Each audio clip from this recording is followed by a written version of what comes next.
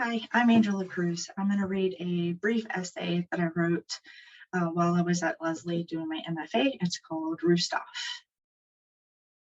The best part of living in the country was that we could keep more animals. Before living out there, surrounded by cornfields and cow pastures, we mostly had caged animals, gerbils, hamsters, turtle.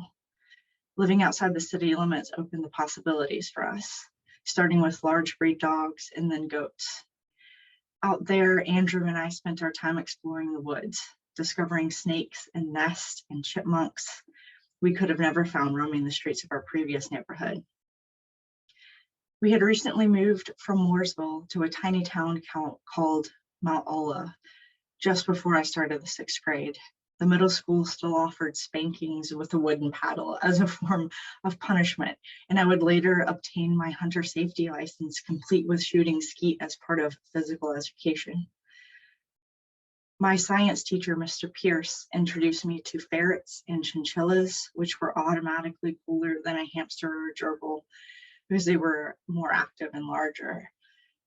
But the best thing he did was bring in a tank with eggs inside. At first, it seemed disappointing. Eggs? My class asked Mr. Pierce. They just looked like the white eggs that we bought at the grocery store, except there were heat lamps on them. Chicken eggs. We'll have to keep them warm and rotate them if we want them to hatch and be healthy. You can take one home to keep if your parents will allow it, he said.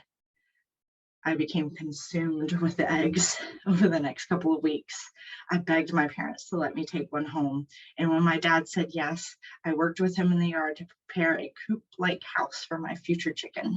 We got chicken wire and metal stakes, chicken feed and hay. I decided I wanted my chicken to share the shed with the goats so she could be a free-range chicken, not truly containing her in an enclosed coop. We spent the afternoon adding chicken wire to the existing fence in an attempt to keep her out of the yard when my dad mowed. I imagined my chicken clucking around, eating bugs and enjoying the warm weather. The eggs hatched while we were in class, but I remember Mr. Pierce hushing us so we could hear their tiny chirping sounds in the eggs the day before they hatched. I felt the urge to help them out of their shells. If I could hear their chirp, they seemed ready to come out. When Mr. Pierce deemed the chicken strong enough to travel, I took one to its new home. I played with it and often brought it inside instead of letting it graze outside on its own. Quickly, I realized I couldn't control when it pooped, so I carried it around in a large shoebox that my dad's work boots came in. I lined it with newspaper and placed the chicken in the box, and if I let her a few inches above the box, she would flap her wings until she landed safely on the newspaper. I started to create backdrops for the box and pretended the chicken was traveling the world. My favorite was a blue ocean background, and the chicken stood wearing an artificial child-sized lei around its neck, dragging it on the floor. I tried to photograph the chicken in various costumes, but I couldn't get it to stand still long enough. Its head was always jerking around and making the top half of the burnt orange blur in the pictures. A rooster began to crow in the morning about 4 months after my chicken came to live with us. At night, my chicken stayed outside and roamed the property. She didn't stay in the goat pen like I planned. For the most part, Dad had to let me take charge of the project. I thought my chicken would be happy to have friends, even if they were goats, but the time spent working on the chicken wire wasn't wasted. I enjoyed my dad showing me what to do with the wire, completing the task, and getting a pat on the back with his thick hand when he said, "Good job," before we moved on to another chore. Dad didn't talk much, but I knew he was proud of my handiwork. After a couple of mornings, I went outside and found my chicken standing on the hood of my dad's black Jeep crowing. Its neck stretched long and its voice booming to wake up the countryside. I told my parents with pride, "My chicken is actually a rooster. I shall call him Roostoff." For as much as I loved the chicken before, even when it was an egg, I can't remember the urge to name it until I learned he was a rooster. When I was at school, he grazed the yard, ignoring the fence, and became friends with our black German Shepherd, Thunder. Thunder was large but gentle. I came home one day while Thunder was asleep in the shade of a tree.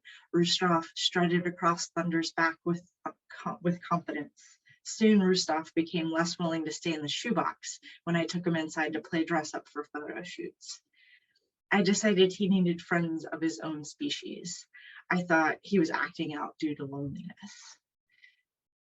Dad took me to a flea market so I could buy 2 chickens to be friends with Roostoff. I thought they could even start producing eggs of their own.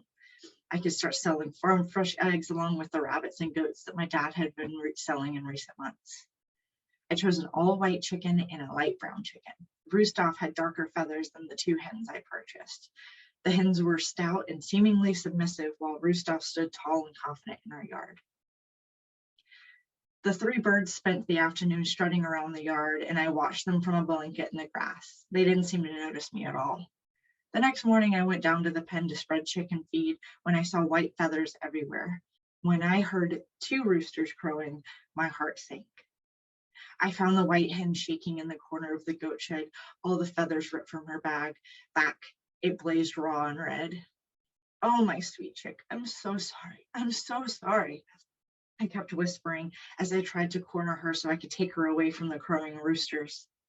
I had mistakenly purchased 1 hen and 1 rooster the day before and left a single hen with 2 roosters overnight. They ruined her beautiful feathers as they had their way with her. I learned later that the ratio should have been 1 rooster to 5 hens.